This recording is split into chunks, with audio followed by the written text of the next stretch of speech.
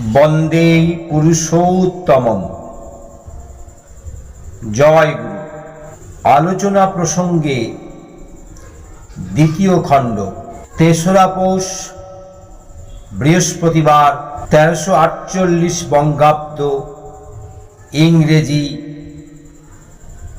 ১৮ই December ১৯৪১ খ্রিস্টাব্দ। মূকং করোতি বাচালং পঙ্গুম লঙ্ঘয়তে গিরিম যৎকৃপা তমহং বন্দে পরমানন্দ মাধবম। শ্রী শ্রী ঠাকুর সকালে তাশুতে বসে আছেন। আজ সবার আসতে একটু দেরি হয়েছে, তবে শীতের দিন বলে আশ্রম প্রাঙ্গণে এত সকালে এখনো লোকজন তেমন দেখা যাচ্ছে না। কয়েকটা গরু, কুকুর ও ছাগল নিশ্চিন্ত মনে এদিক ওদিক ঘুরে বেড়াচ্ছে। পায়রাগুলি মাতৃমন্দিরের শীর্ষদেশে বকবকম বকবকম করছে। সোনাল গাছটার পাতাগুলি বায়ুভরে ঈষৎ আন্দোলিত হচ্ছে। পূর্ব দিকের বাঁশবনে কিছু গ্রাম্য পাখি কিচির মিচির করছে। চরে এক আধজন লোক দেখা যাচ্ছে, যারা শৌচাদির জন্য গেছে। কেউ কেউ ঘরে বসে বিনতি প্রার্থনাদি করছেন। তাদের সেই ভক্তি বিগলিত বিনতির সুর ভেসে আসছে শীতল প্রভাত সমীরকে আশ্রয় করে। এদিকে শ্রী শ্রী ঠাকুর প্রশান্ত বয়ানে বসে আছেন পদ্মাপাড়ের ছোট্ট টিনের তাশুতে। দেখে মনে হয় বসে আছেন ভক্তগণের প্রতীক্ষায়। তোরা খোঁজ করিস বলে আমি খোঁজ করি, আমি খোঁজ করি বলে তোরা খোঁজ করিস।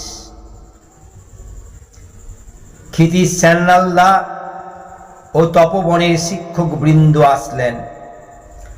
তারা প্রণাম করে শ্রী শ্রী ঠাকুরের চৌকির সামনে মাটিতে বসে পড়লেন।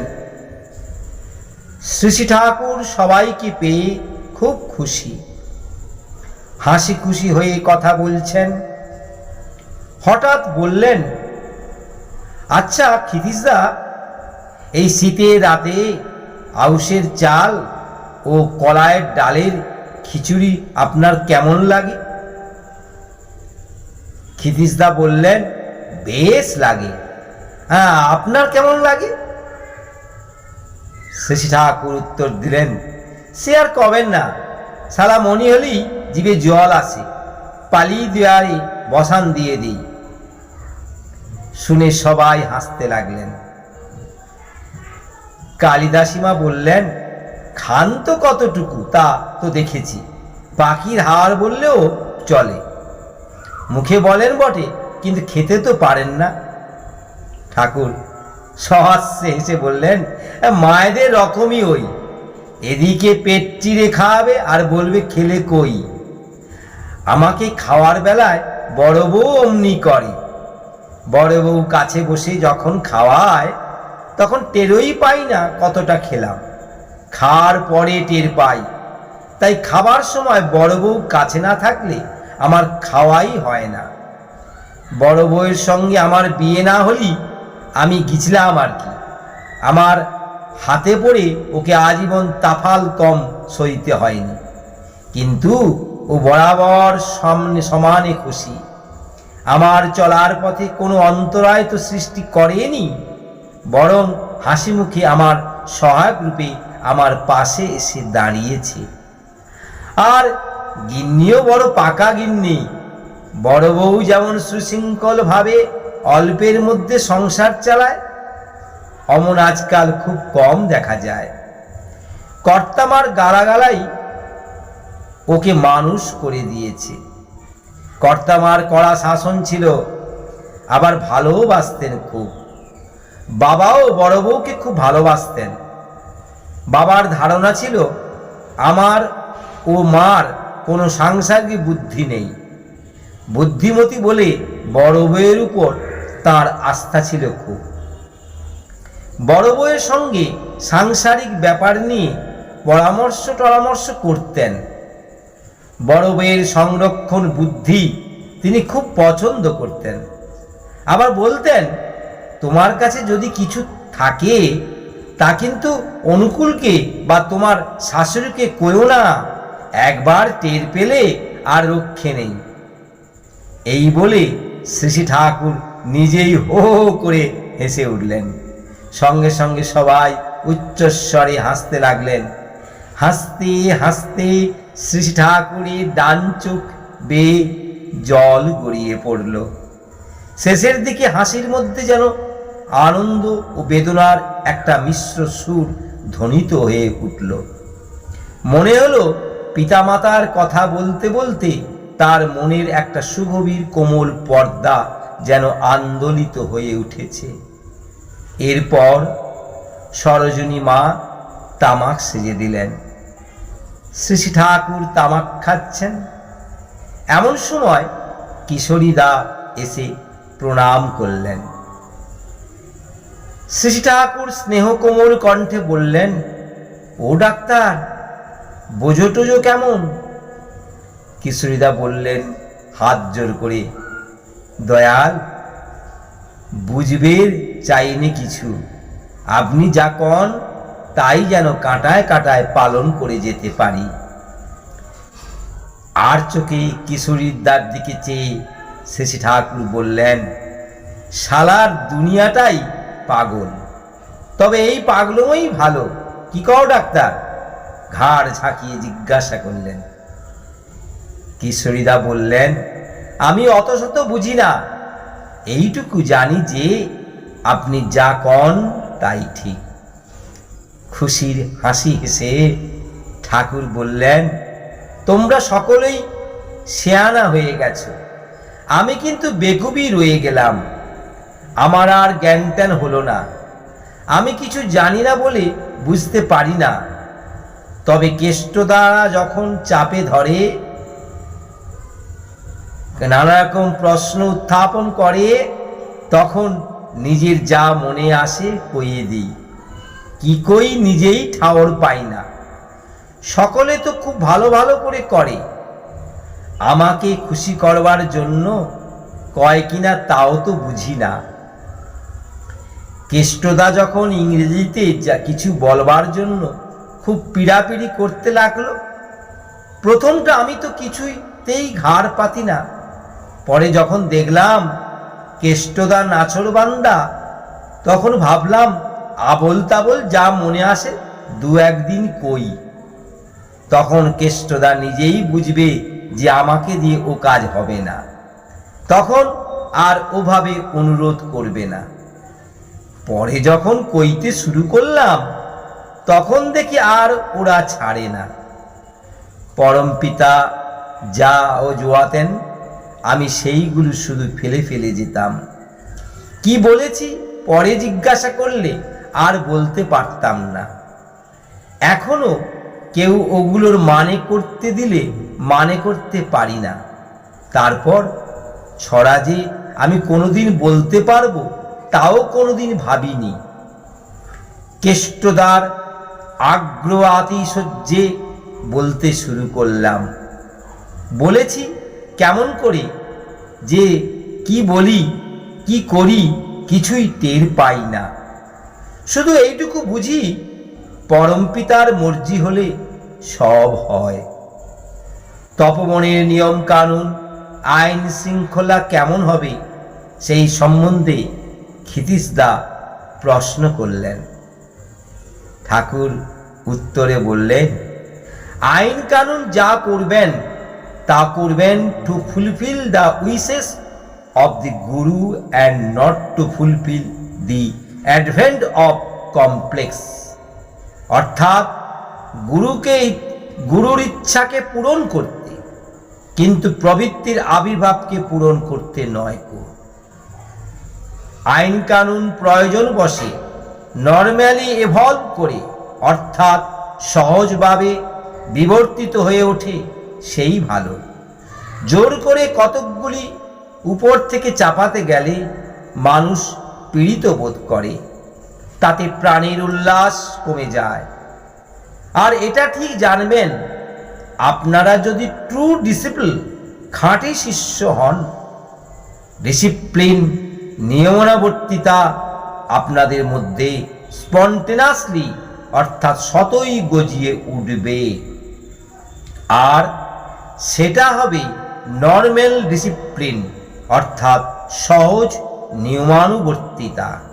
ফর্মাল ডিসিপ্লিন অর্থাৎ বাহ্যিক নিয়মানুবর্তিতা, এর উপর বেশি ঝোঁক দিলে অনেক সময় নর্মাল ডিসিপ্লিন, সহজ নিয়মানুবর্তিতাকে হারাতে হয়।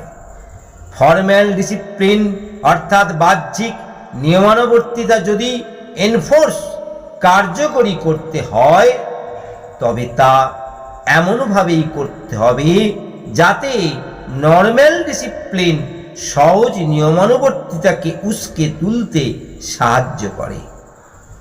প্রধানরা যত ডিসিপ্লিনড নিয়মানুবর্তী হয়, অন্য সকলেও সেটা তেমনি ইমবাইব, নিজেদের মধ্যে গ্রহণ করে। আপনি যতখানি অর্ডিনেশনের ক্রমধারার মধ্যে আসবেন, আপনার সহকারী যারা ততখানি আপনার সাব অর্ডিনেশনের অধীনতার মধ্যে আসবে। এর ভিতর দিয়েই আসবে কোঅর্ডিনেশন, সঙ্গতি। নিয়ম কানুন যাই করুন, চোখটা নেবেন আমার। আমি সব সময় ভাবি, কাউকে যদি উপযুক্ত করে তুলতে না পারি, সুশৃঙ্খল করে তুলতে না পারি, তার মধ্যে আমার ত্রুটি কতখানি ও কোথায়, তার জন্য আমার যতখানি করার ছিল তাও আমি করতে পেরেছি কিনা বা করেছে কিনা, এই যখন ভাবি, তখন সে কি করেনি তার জন্য মন খারাপ হয় না। মন খারাপ হয় এই ভেবে যে হয়তো আমার করায় কোথাও কোনো খাকতি আছে। অনেক ক্ষেত্রে মনে হয় আমার সাধ্যে যা কুলায় তার ত্রুটি করিনি, তবু মনে আফসোস হয় আরও বেশি কেন করতে পারিনি। আর আমি যে এমন করি, এ আমার নিজের ইন্টারেস্টেই, অর্থাৎ স্বার্থেই করি। তার কারণ আমি জানি আপনাদের প্রত্যেককে নিয়েই আমি, এমনকি কুকুরটা বিড়ালটাকেও পর্যন্ত এ থেকে বাদ দিতে পারি না। মনে হয় কেউ যদি ডাউন, অর্থাৎ অবনত হয়ে থাকে, আমি ডাউন হয়ে রইলাম। এই ইন্টারেস্ট অর্থাৎ স্বার্থবোধ ও সিম্প্যাথি অর্থাৎ সহানুভূতি নিয়ে করেন, চলেন, দেখেন পরমপিতা আপনাকে কোথায় নিয়ে দাঁড় করান। এক এক করে পর পর অনেকেই আসতে লাগলেন। শ্রী শ্রী ঠাকুর তাদের নানাজনের নানা কথা নিয়ে খোঁজ খবর নিতে লাগলেন। বহিরাগত একটি মা শ্রী শ্রী ঠাকুরকে 5টি টাকা দিয়ে প্রণাম করে বললেন, বাবা, মাঝে আমি খুব অসুখে পড়েছিলাম। ডাক্তার কবিরাজ প্রায় ফেল পড়ার মতো অবস্থা। আমি তখন বিছানায় শুয়ে শুয়ে কেবল কাঁদতাম আর আপনাকে ডাকতাম। একদিন রাত্রে স্বপ্ন দেখি যে আপনি আমার কাছে 5টি টাকা চাচ্ছেন। তার পরদিনই সকালে উঠে কাপড় চোপড় ছেড়ে আপনার নাম করে 5টি টাকা উঠিয়ে রেখে দিই। মনে মনে সংকল্প করি আমি সুস্থ হয়ে আপনার কাছে এসেই এই টাকা দিয়ে আপনাকে প্রণাম করব। সেই দিন থেকে সর্বদাই আমি ভাবতাম কবে আপনার কাছে এসে টাকাটা দিতে পারব। চিঠিতেও আমি এই কথা লিখে জানিয়েছি, কিন্তু আপনার দয়ায় তখন থেকেই আমি তাড়াতাড়ি সেরে উঠতে লাগলাম। আপনার কাছে যে এত শীঘ্র এসে হাজির হতে পারবো তা আমি স্বপ্নেও ভাবিনি। নেহাত আপনার দয়া, তাই এই যাত্রায় আমি রক্ষা পেয়েছি। ঠাকুর পরম সুখে হাসি মুখে বললেন, পরম পিতার দয়া রে ভাই, পরম পিতার দয়া। একটু পরে শ্রী ঠাকুর ওই মায়ের দিকে চেয়ে বলছেন, আচ্ছা এ কেমন, তুই রোগে ভুগছিস, সেখানে গিয়েও তোর ঠাকুর ভিক্ষের জন্য হাত পাচ্ছে? উক্ত মা বললেন, আমাদের বাঁচাবার জন্যই তো চান। ঠাকুর বললেন, কি জানি তোরা কি কোষ, তবে ভিক্ষা আমার কে ছাড়ল না। আর একটা মজা দেখি, যারা দেয় তারা কিন্তু সব দিক দিয়েই বেড়েই ওঠে। দেবার আগ্রহই তাদের কর্মকৌশল খুলে দেয়।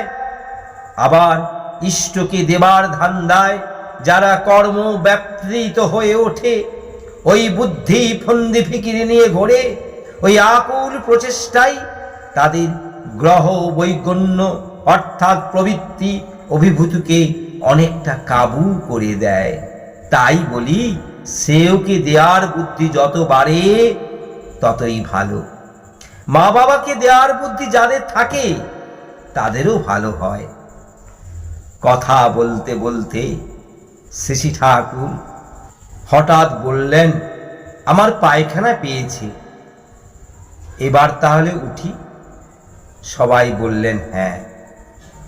শ্রী ঠাকুর উঠে দাঁড়িয়ে হরিপদদাকে বললেন, দেখ তো হরিপদ, কাপড়ে পায়খানা করে ফেললাম নাকি?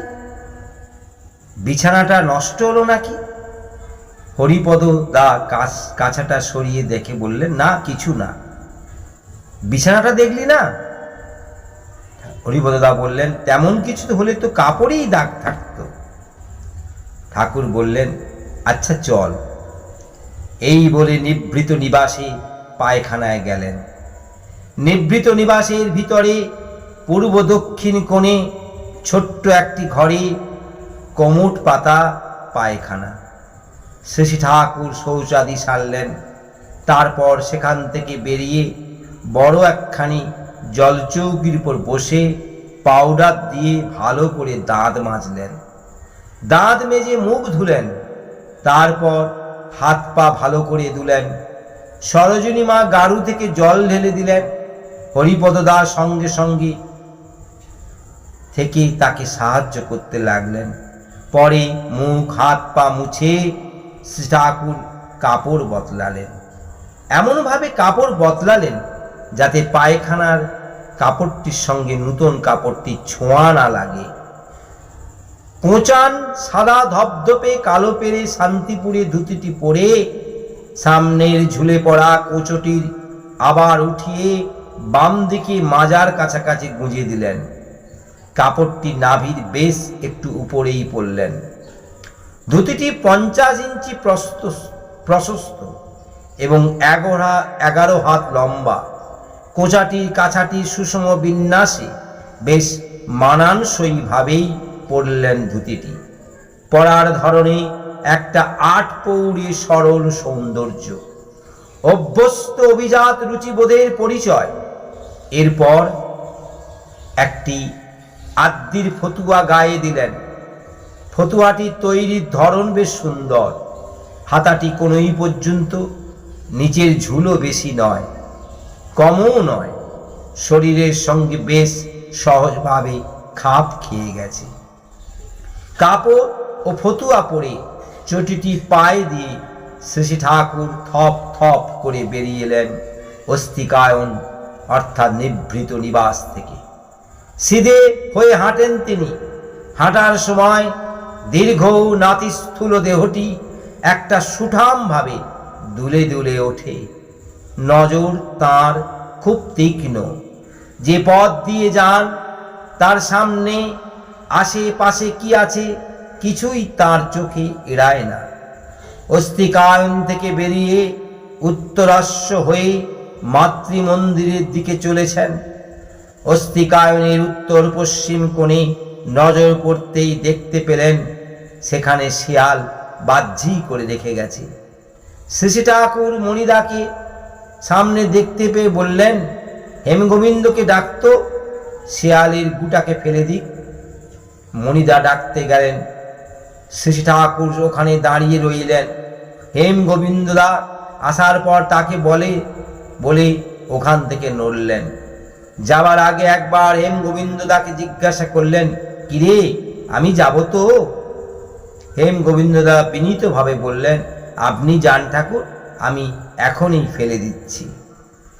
শ্রী ঠাকুর মাতৃমন্দিরের সামনের বারান্দায় গিয়ে চৌকিতে বসলেন দক্ষিণাস্য হয়ে। প্যারিদা এসে ব্লাড প্রেশারটা দেখলেন, তারপর একটা ঔষধ দিলেন। শ্রী ঠাকুর ঔষধটি খেয়ে ঔষধের গ্লাসে করে একটু জলও খেলেন। এরপর একে একে এসে প্রণাম করে যেতে লাগলেন। কেউ কেউ কাছে বসে রইলেন। শ্রী ঠাকুর এক দৃষ্টে আকাশের দিকে কিছু সময় চেয়ে রইলেন, যেন বিশেষ কিছু দেখছেন। পরে বললেন, দেখো ওই যে আকাশে পাতলা মেঘের স্রোত ভেসে যাচ্ছে, ওটা দেখতে কিসের মতো বলো তো? প্রফুল্ল সামনে এগিয়ে এসে ভালো করে দেখে বলল, বিশেষ কিছুর সঙ্গে সাদৃশ্য তো মনে হচ্ছে না। ঠাকুর আবার বললেন, দেখ ভালো করে দেখে বলাই চাই, ছাওয়াল ও কথা আমি শুনবো না নে। প্রফুল্ল যেন ফাঁপড়ে পড়ে গেল। আরও কিছু সময় নির্দিষ্ট মনে দেখে বলল, দেখতে কতকটা একটা বিরাট হাতির মতো। ঠাকুর উল্লসিত কণ্ঠে বললেন, যা পেরে গেছিস। এই বলে কিছুর সঙ্গে মিল পাচ্ছিল না। ধীরে ধীরে দেখার অভ্যাস করতে হয়। সংশ্লেষণী দৃষ্টি, বিশ্লেষণী দৃষ্টি দুটোই চাই। সংশ্লেষণী দৃষ্টি হচ্ছে বহুকে জোড়াতারা লাগিয়ে সম্পর্ক মিলিত হয়ে করে এক এক করে দেখা, আর বিশ্লেষণী দৃষ্টি হচ্ছে একের অন্তর্নিহিত বহুত্বকে দেখা। নানা জাতীয় বিশিষ্ট উপাদান সামগ্রী যারা সঙ্গত সমবায় জিনিসটি গড়ে উঠেছে তাকে বিশ্লিষ্ট করে, অর্থাৎ আলাদা আলাদা করে দেখা। সংশ্লেষণী বিশ্লেষণী দুই রকম দৃষ্টি যদি না খোলে তাহলে কোনো জিনিসকেই পুরোপুরি দেখা হয় না। এই সংশ্লেষণ ও বিশ্লেষণের আবার নানা পর্যায় আছে। এর পরিধি যার যত ব্যাপক, গভীর ও সূক্ষ্ম, সে হয় তত বুদ্ধিমান।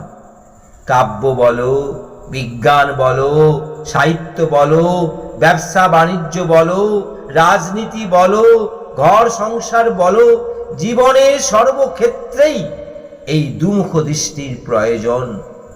সমান তালে এই দুটোর অনুশীলন যারা করে তাদের প্রবীণ চক্ষু খুলে যায়। এরপর কেষ্টদা অর্থাৎ কেষ্ট ভট্টাচার্যদা, চুনিদা, বীরেন্দা, কিরণদা, পণ্ডিতদা, দেবীদা প্রভৃতি ঠাকুরের কাছে এসে বসলেন। কেষ্টদা আসার পর হিটলার মুসলিনের আত্মজীবনী সম্বন্ধে গল্প করতে লাগলেন।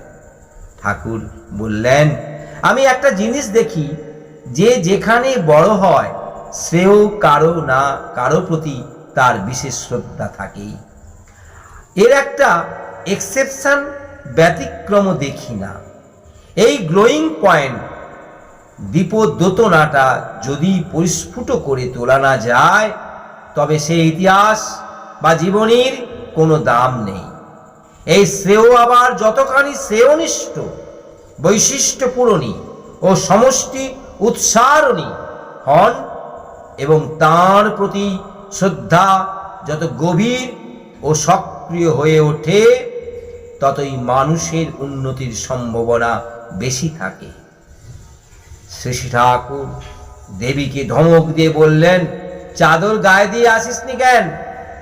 ওদিকে তো খক খক করে কাচ্ছিস। যা এক্ষুনি যা, দৌড়ে গিয়ে চাদর নিয়ে আয়। ছাওয়াল পাল এত অসাবধান। দেবী চক্রবর্তী দা তাড়াতাড়ি ছুটে গেলেন চাদর আনতে। মণিদা অর্থাৎ শ্রী ঠাকুরের মধ্যম পুত্র তাঁর ঘর থেকে বেরিয়ে দরজার সামনে এসে দাঁড়িয়েছেন। দাঁড়িয়ে দাঁড়িয়ে শ্রী ঠাকুরের কথা শুনছেন। শ্রী ঠাকুর লক্ষ্য পড়তেই সস্নেহে বললেন, তোর পেট এখন কেমন?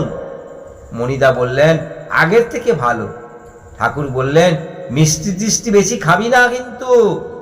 মণিদা বললেন, আজকাল তো তেমন খাই না। শ্রী ঠাকুর কেষ্টদার দিকে চেয়ে বিমল হাসিতে সকলের মনে আনন্দের ছোঁয়া লাগিয়ে বললেন, মিষ্টি খাওয়ার নেশা ওর কতকটা আমার মতো, আমার থেকে পাইছে বোধ হয়। পরক্ষণেই জিজ্ঞাসা করলেন, থিয়েটারের মকস করছিস না আজকাল? মণিদা বললেন, হ্যাঁ। ভালো করে লাগা। কেষ্টদার দিকে চেয়ে বললেন, করেও কিন্তু বড় সুন্দর। কেষ্টদা বললেন, অপূর্ব। জয় গুরু, বন্দে পুরুষোত্তম।